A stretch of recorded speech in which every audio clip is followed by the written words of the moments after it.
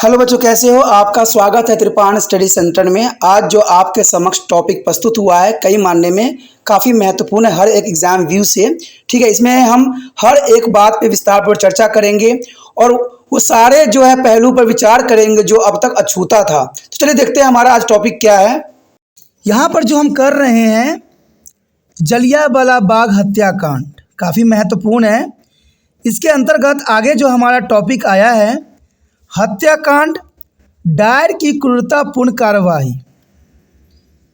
देखा जाए तो जनरल डायर ने इतना क्रूरतापूर्वक कार्यवाही क्यों किया?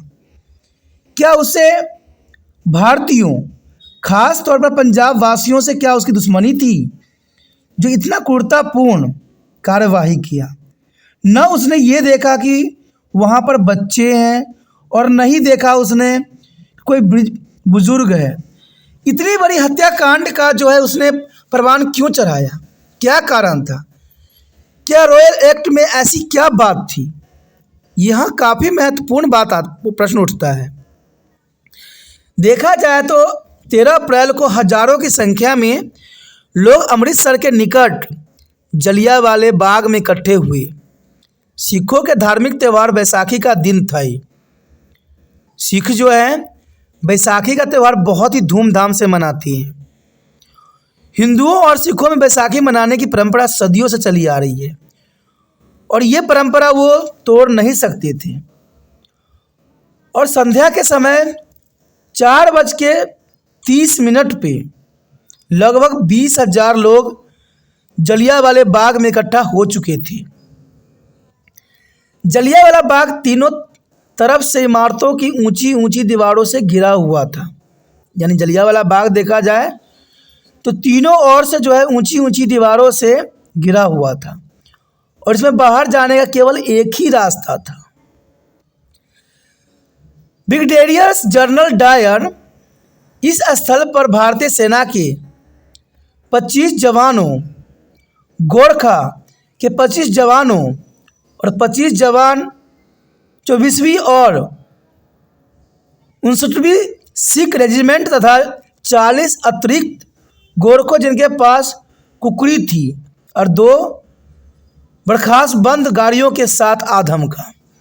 यहाँ पर देखा जाए तो भारतीय सेना के 25 जवानों, 25 गोरख के जवानों के साथ और देखा जाए तो 25 24वें और 29वें रेजिमेंट के साथ जो है 40 अतिरिक्त गोरखे के साथ जनरल डायर यहाँ पर आधम का। तब एक सभा शांतिपूर्वक खत्म हो चुकी थी। वहाँ पर जलियांवाला बाग के जगह पर शांतिपूर्वक जो है सभा खत्म हो चुकी थी। 2 प्रस्ताव, एक रॉयल एक्ट के रद्द करने और दूसरा जो है 10 अप्रैल को चलाई गई गोलियों के निरस्त करने के लिए पास हो चुके थे। यानी यहाँ पर लोगों ने फैसला ले चुके थे। तीसरा प्रस्ताव सरकार की दमनकारी नीतियों के विरोध में पास करने का अभी सुझाव पेश किया जाना था। यानी तीसरा जो है प्रस्ताव सरकार की दमनकारी नीतियों के विरोध में पास करने की अभी सुझाव पेश किया जाना था। और यह 5:15 पर जो है जनरल डायर सेना सहित यहाँ पर आ पहुँचा। उसने अपने बंदूकधारियों को प्रवेश के सामने खड़ा कर दिया। यानी जहाँ पर गेट था वहाँ पर सभी बंदूकधारियों को खड़ा कर दिया और भीड़ के तितर बितर होने के लिए बिना चेतावनी, बिना आज्ञा दिए भीड़ पर जो है धंधाधूर गोलियों की बरसाने की आज्ञा दे दिया। यानी देखा जाए तो ना तो कोई चेतावनी दिया, ना कोई आज्ञा, और भीड़ को जो है उस पर गोली चलाने की आज्ञा दे दी, जो कि बहुत क्रूरतापूर्ण थी। यह हत्याकांड अति निर्दयी और बेरहम था। फंसी हुई भीड़ के पास बाहर निकलने का कोई रास्ता नहीं था। स्त्री, पुरुष, बच्चे इधर उधर भागने लगे। इसमें से कुछ गोलियों के बौछारों से बचने के लिए साथ बने कुएं में कूद पड़े। लगभग 10 मिनट तक गोलियां चलती रही। जब उनके पास असला समाप्त हो गया, जनरल डायर ने अपनी सेना को काफिले की जिस रास्ते से आया था वापस लौटने का हुक्म दे दिया। इस निर्मम हत्या में सैकड़ों लोग मारे गए और हजारों लोग घायल हो गए। सरकारी आंकड़े के अनुसार मरने वालों की संख्या 79 बताई गई तथा घायल की संख्या 200 के लगभग बताई गई। लेकिन आज तक भी यह मामला एक रहस्य बना हुआ है, क्योंकि अन्य स्रोतों के समाचार प्रकाशित संख्या सरकारी आंकड़ों से कई गुना अधिक पाई गई।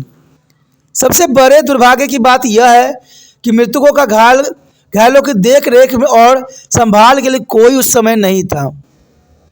उन्हें अपने रहम छोड़ दिया गया। वे घायल पड़े हुए चिल्लाते रहे। मृतकों को उठाने वाला कोई वहां पर नहीं रहा।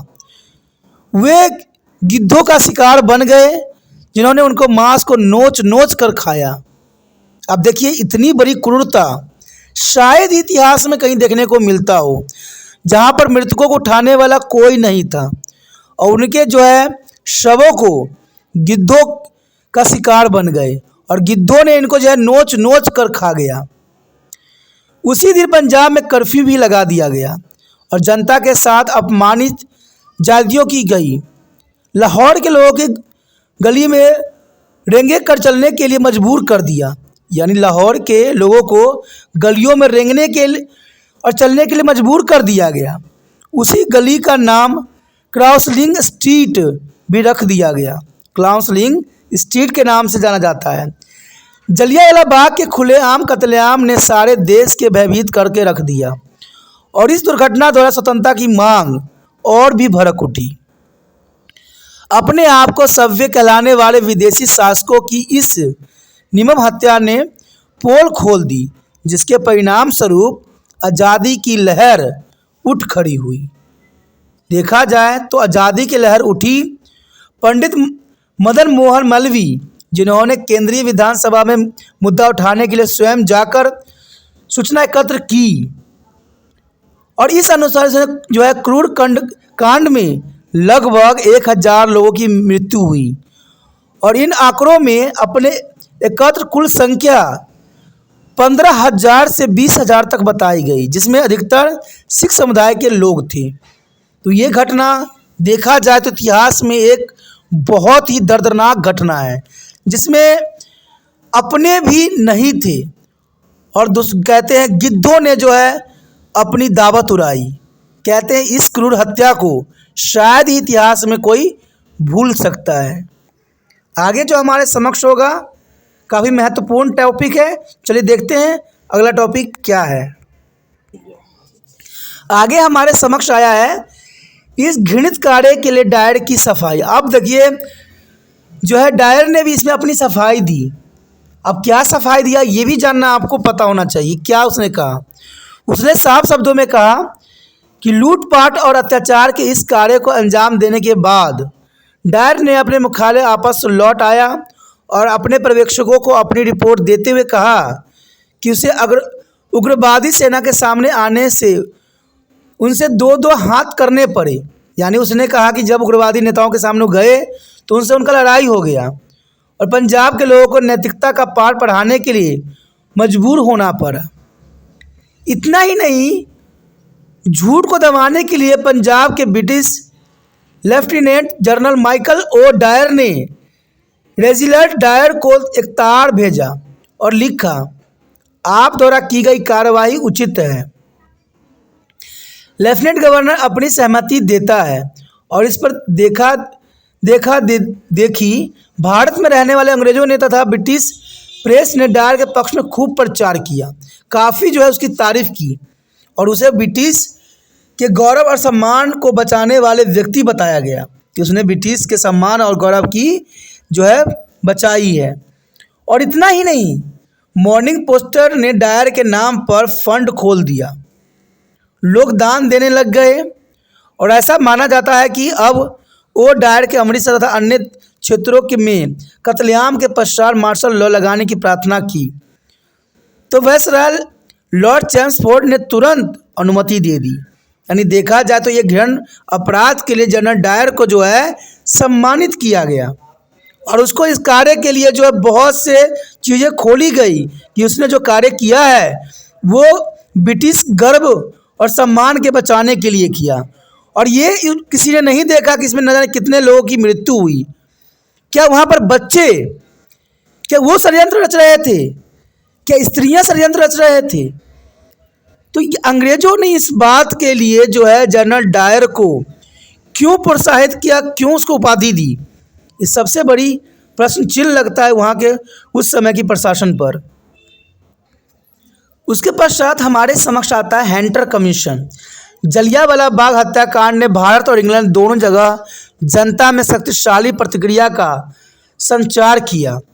भारत के सचिव एडविन्स मोंटेगे की आज्ञा से हत्याकांड के बारे में पूछताछ के लिए लॉर्ड हैंटर के अधीन कमीशन बिठाई गई।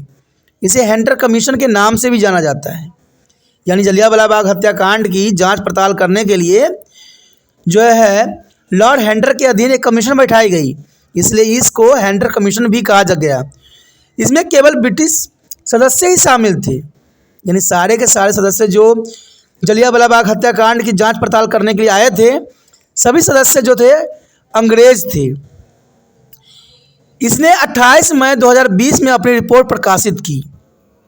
डायर को हैंटर कमीशन के सामने पेश होने को भी कहा गया। डायर ने बयान देते हुए कहा कि उसे जलियांवाला बाग मीटिंग के बारे में 12:40 पर पता चला और इसे रोकने के लिए उसने कोई कदम न उठाए। उसने कहा कि वह जानबूझकर बाग में इस इरादे से गया था कि यदि वहाँ भीड़ इकट्ठी हुई तो वह गोलियां चलाएगा। यानी उसने जानबूझकर बाग में इस इरादे से गया था कि वहाँ पर अगर भीड़ होगी तो गोलियां चलाएगा। मैंने सोचा कि बिना गोली चलाए भीड़ को तितर बितर किया जा सकता था, लेकिन वो लोग दोबारा इकट्ठे हो जाते और मुझ पर हंसते। इस तरह मैं खुद को मूर्ख बनते हुए नहीं देख सकता था। वो हैंटर कमीशन द्वारा बिठाई गई कमेटी के सामने डायर की प्रतिक्रिया थी, जो इसने शब्द बोले। अब कहते हैं लोगों के सामने कुछ उसके सामने हुआ भी नहीं, फिर भी उसने ये बात बोल दी कि मुझ पर लोग हंसेंगे, और उसे मूर्ख बनते नहीं देखा गया और उसने गोली चला दी। ये बातें जो उसने हैंटर कमीशन के सामने रखी वो बहुत ही निंदनीय था।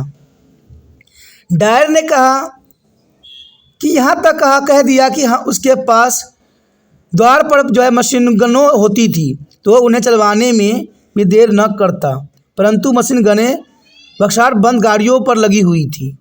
यानी डायर ने ये बात साफ शब्दों में कहा कि मेरे पास अगर मशीन गनें होती तो मैं उसका भी जो है बखूबी इस्तेमाल करता, लेकिन वो मशीनों में लगी हुई थी। उसने कहा कि जब भीड़ ने इधर उधर खिसकना शुरू कर दिया तो भी उसने गोली चलवानी बंद न की, क्योंकि उसने सोचा कि थोड़ी सी गोली चलाने का कोई लाभ नहीं होगा। अंत जब तक वो पूरी भीड़ न लौट जाए तब तक गोली चलती रहे। उसने यह भी स्वीकार किया कि गोली चलाने के बाद उसने घायलों और मृतकों के लिए कोई प्रबंधन नहीं किया और बड़ी ही कटु प्रतिक्रिया करते हुए कहा, यह मेरा काम नहीं था, बिल्कुल भी नहीं था। अस्पताल खुले हुए थे और वो वहाँ जा सकते थे। अब सोचिए, ऐसी बातें जो है अखबार में छापी गई, कौन व्यक्ति क्रोधित नहीं होगा? कौन व्यक्ति जो है इसकी जो है कूटनीति और गंदी नीति के सामने प्रश्न चिन्ह नहीं उठा पाएगा? कहते इतना बड़ा कत्लेआम करने के बाद इसकी जो इसने हंटर कमीशन सामने बात रखी वो बहुत ही निंदनीय था, और फिर भी जो है ब्रिटिश सरकार ने इसको जो है सम्मानित किया। काफ़ी महत्वपूर्ण है। आगे हमारे समक्ष और भी महत्वपूर्ण है, चलिए देखते हैं।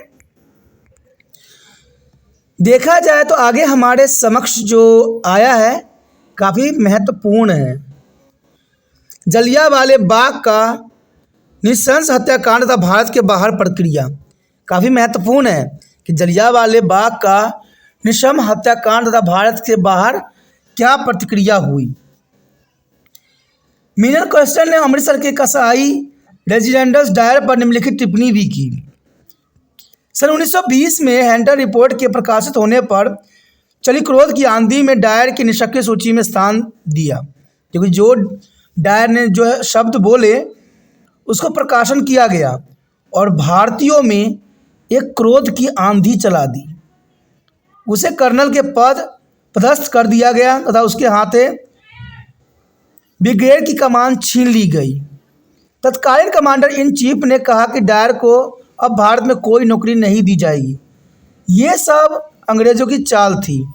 डायर का स्वास्थ्य बहुत खराब था, इसलिए उसे एक अस्पताल में जहाज़ द्वारा इंग्लैंड अपने घर भेज दिया गया।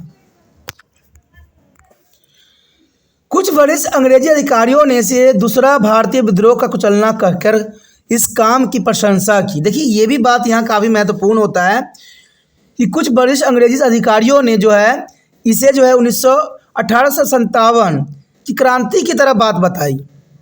जो 1857 क्रांति हुई, बहुत से वरिष्ठ अंग्रेजी अधिकारियों ने इसे दूसरा भारतीय विद्रोह का कुचलना कहकर इस काम की प्रशंसा की। लेकिन यहाँ पर ना तो कोई विद्रोह हो रहा था और न ही कोई षड्यंत्र हो रही थी। हाउस ऑफ लॉर्ड्स ने भी इस कार्य की सराहना किया। हाउस ऑफ कॉमन्स ने इस कार्य की निंदा भी की। यहाँ तक कि सर विलियम चर्चिल, जो कि अंग्रेज समाजवाद के प्रबल समर्थक थे, उन्होंने इस पर टिप्पणी करते हुए कहा कि जलियांवाला बाग की घटना एक अद्वितीय घटना है और एक नितान असंगत घटना है जो अत्यंत मंगलकारी है। अब देखिए, कोई इतनी क्रूरता वाली घटनाओं को अगर मंगलकारी कहे तो कौन व्यक्ति जो है भड़क नहीं जाएगा।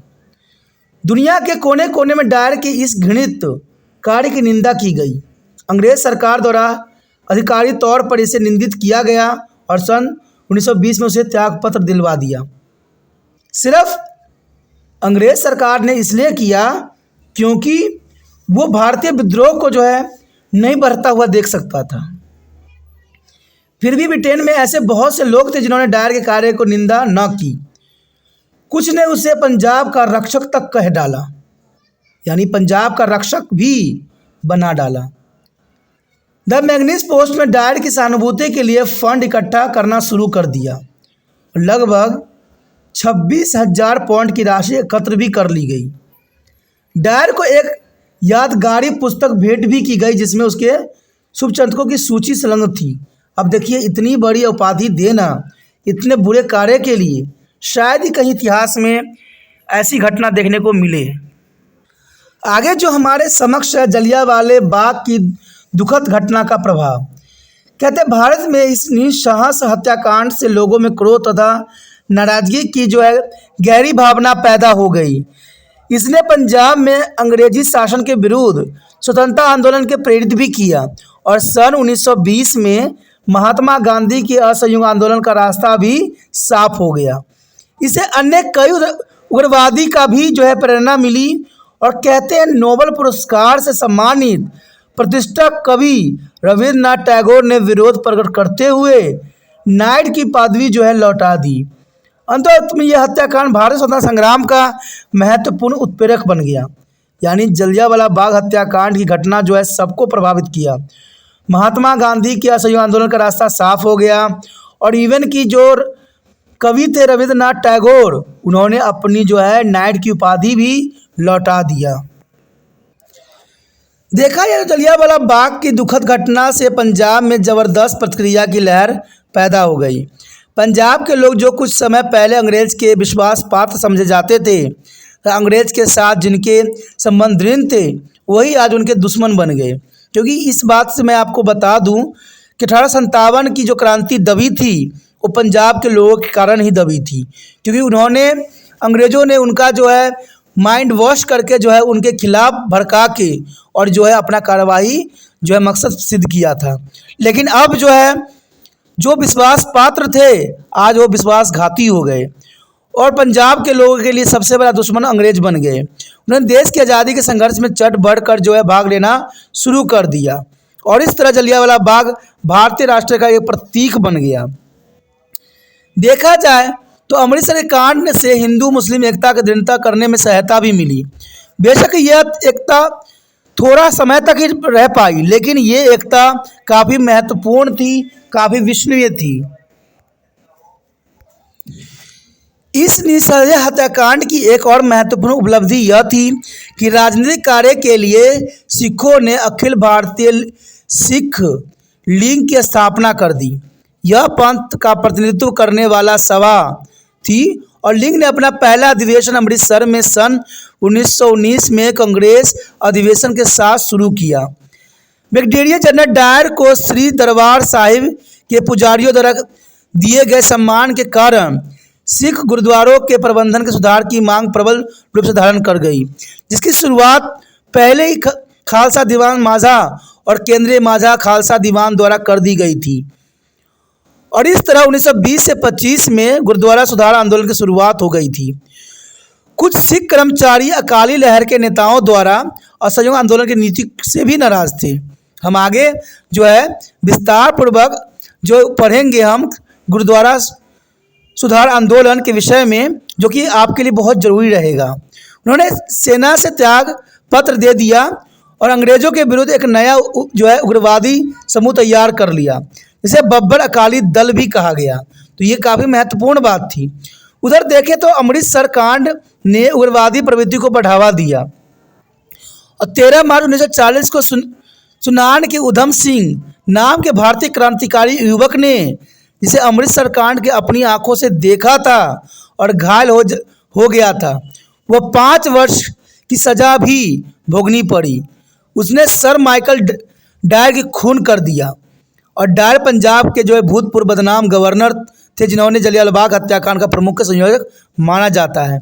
यानी देखा जाए तो भारतवासियों ने भी, यानी पंजाब के जो है पुत्र ने ये घटना को सह नहीं सका और कहते हैं हमारे देश के सपुत्र जो कि उधम सिंह, कहते हैं उधम सिंह वो पुत्र था जिसने उस क्रूर व्यक्ति को जो है उसी के देश में जाके मारा।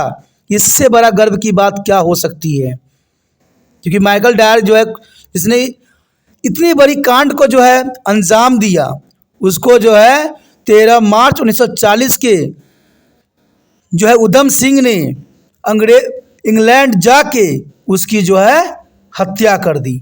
और ये देश के लिए सबसे बड़ी गौरवपूर्ण बात थी। सरदार उधम सिंह के काम की प्राय निंदा की गई, लेकिन अमृत बाजार पत्रिका में दिए गए विचार कुछ भिन्न थे। कहते हैं अंग्रेजों ने इतना बड़ा क्रूरता किया, उसका किसी को परवाह नहीं थी और सरदार उधम सिंह ने जो ये काम किया उसको निंदनीय कहा गया। इसको निंदनीय कहना कहाँ तक उचित होगा। कहते हैं वो सरकार जो ऐसा कुकर्म करने वालों को जो है सम्मानित किया, सजा देने की जगह पर उसको ने उपाधि दी, ऐसे लोगों की हत्या करना कहाँ तक जो है गलत था। आम लोगों ने तथा उग्रवादी कार्यकर्ताओं के बीच उधम सिंह की कार्रवाई को उचित ठहराया गया और उचित था भी। उसे सम्मानित किया गया। देश विदेश में छपी अखबारों में जलियांवाला बाग की घटना की याद दिलाते हुए सर माइकल ओ डायर के हत्याकांड का पूरा जिम्मेवार ठहराया गया। उधम सिंह के कार्य की सराहना भी की गई। उधम सिंह को स्वतंत्रता का लड़ाकू कहा गया और उसकी कार्रवाई को टाइम समाचार पत्र में इस टिप्पणी में छापा गया कि भारतीय दलित लोगों के क्रोध का प्रकटीकरण, यानी भारतीय दलित लोगों के जो है क्रोध का प्रतिकरण हुआ और विकसित देशों में इस घटना का जो है प्रयोग अंग्रेज के विरुद्ध प्रचार के रूप में किया गया। और देखा जाए जुलाई 31 1940 को सरदार उधम सिंह को सर माइकल ओ डायर की हत्या के बदले में फांसी की सजा सुनाई गई। कहते हैं उस समय अंग्रेज का राज था, तो अंग्रेज अपनी तरफ से जो है उधम सिंह को फांसी दे दी गई, जो सही नहीं था, क्योंकि जनरल डायर ने जो काम किया उसके लिए फांसी देना कहते हैं कहाँ तक जो है उचित था। क्योंकि देखा जाए तो उधम सिंह ने भारत का जो है सम्मान को बचाया और जनरल डायर जैसे क्रूर व्यक्तियों की हत्या करना कहते हैं कोई गलत नहीं था, क्योंकि उस समय कहते हैं लाठी भी उनकी थी और भैंस भी उनकी थी। ऐसे हालातों में उधम सिंह ने जो है एक साहस होने का और एक देशभक्त होने का परिचय दिया। उसके पश्चात हमारा आता है निष्कर्ष, यानी देखा जाए तो जलियांवाला बाग का हत्याकांड जनरल डायर का एक निंदनीय कार्य था। इसे सारी दुनिया में क्रोध की जोश और नाराजगी की लहर दौड़ गई और इसके संतोष जो है सर माइकल ओ डायर का जो है सहायक डायर की सारी दुनिया में निंदा की गई। ये लोग घृणा के शिकार बन गए और इस घटना ने पंजाब के लोगों का गहरा प्रभाव छोड़ा, जो पूरी तरह से हिल चुके थे, तथा उनकी इस गलती का बदला लेने की भावना लोगों में सुलग उठी। पंजाब जो कभी अंग्रेजों का प्रबल समर्थक था, पंजाब जो कभी अंग्रेजों का प्रबल समर्थक था और इसका जो है परिचालन 57 में जो क्रांति हुई थी, इसमें जो है पंजाब के जो है सैनिकों ने अंग्रेज़ों का समर्थन किया था और उस आंदोलन को दबाने में पंजाब के सिपाहियों ने मदद की थी। अब वो कट्टर शत्रु बन गए और इसके बाद वो बहुत बड़ी संख्या में भारतीय स्वतंत्रता संग्राम में कूद पड़े और आंदोलन को तेज करने में मदद भी की। देखा जाए तो यहाँ पर इस कांड ने पूरा ही इतिहास के चक्र को जो है बदल के रख दिया, क्योंकि जो पंजाबी लोग अंग्रेज़ों का समर्थन करते थे अब वो कट्टर दुश्मन हो गए। अब उनको भी समझ में आ गई कि अंग्रेज किसी का भी नहीं है। फिर जाके जो है भारत में एक स्वतंत्रता संग्राम की बिगुल सी बज उठी और उसके बाद हमारा देश आज़ाद होने के अग्रसर रास्तों पे चले गए। और देखा जाए इसके साथ न जाने कितने लोगों ने जो है देश के आज़ाद कराने में अपनी कुर्बानियाँ दी। तो ये काफ़ी महत्वपूर्ण था जलियांवाला बाग हत्याकांड, हर कक्षा के बच्चों के लिए, हर बच्चों के समझ के लिए, क्योंकि इसमें सब कुछ है जलियांवाला बाग हत्याकांड के अंतर्गत। अगर आपको ये वीडियो समझ में आई, अच्छा लगा, अगर आप चाहते हो कि तिरपान सिटी सेंटर और भी आपके लिए अच्छा से अच्छा करे और भी आपके लिए बनाए, तो जर्नल सी बात है दोस्तों, आपको भी तिरपान सिटी सेंटर की मदद करने की ज़रूरत है। और ज़रूरत इसलिए भी है क्योंकि आप अगर जितना मदद करोगे तिरपान सेंटर को, उतना जो है आपके लिए वीडियो बनाई जाएगी, उतने लोगों को फ़ायदा होगा और ये ज़रूरी भी है। और तिरपान सिटी सेंटर का एक लक्ष्य है कि वीडियो हर बच्चे तक पहुँचे जो जिनकी ये ज़रूरत है, और ये तभी संभव है जब आप तिरपान सेंटर की मदद करोगे, क्योंकि मेरे अकेले से कुछ नहीं हो सकता, क्योंकि मुझे एक सहयोगी, मुझे अपने मित्रों की आवश्यकता है, मेरे साथियों की ज़रूरत है जो मेरे साथ जुड़े हुए हैं, क्योंकि आप ही जो एक माध्यम बने हुए हो। और ये तभी हो सकता है जब तिरपान सेंटर हर बच्चे तक पहुँचे। इसलिए जितना हो सके इस वीडियो को शेयर कीजिए। पहली बार मेरे चैनल पे आए हो, पहली बार वीडियो देख रहे हो, अगर आपको अच्छा लगता है, समझ आती है, तो जर्नल सी बात है दोस्तों, जितना हो सके इस वीडियो को जो है अपने मोबाइल में सेव करने के विचार रखिए, ठीक है। अगर आप इसको सब्सक्राइब करके अपने मोबाइल में सेव कीजिएगा तो आने वाला वीडियो का नोटिफिकेशन भी मिलेगा और अगले वीडियो से आप अनभिज्ञ नहीं रह पाइएगा। इसलिए सोचिए नहीं, विचार न कीजिए, चैनल को सब्सक्राइब करके अपने मोबाइल में सेव कीजिए।